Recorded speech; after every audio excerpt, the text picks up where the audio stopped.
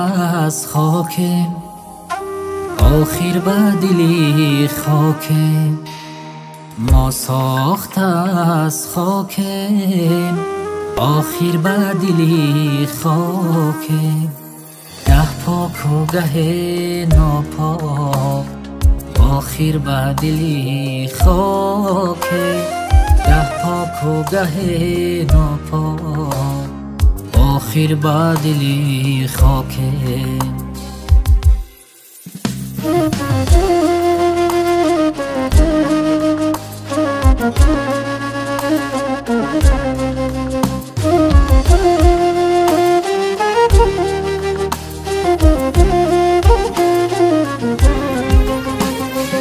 از خاک چی پرهیزم، از مرگ چی بگریزم.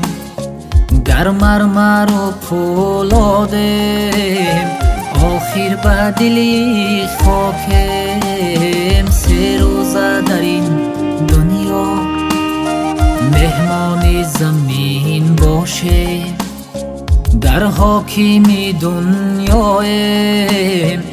آخر به دلی خاکم، آخر به دلی خاکم. آخر به دلی خاکم، آخر به دلی خاکم. آخر به دلی خاکم.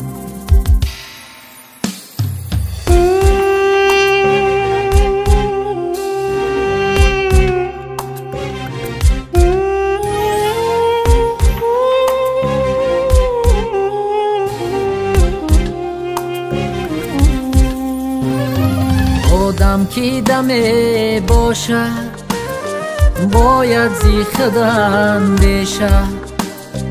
به فتنه یقین باشد، آخر به دلی خاکم. گه عاقل و دانایم، گه ناکس و رسوایم.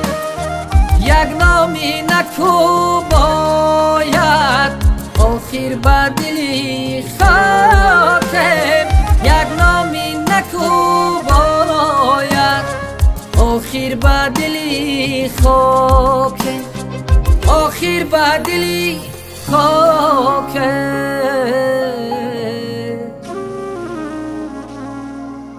آخر به دلی خاکم.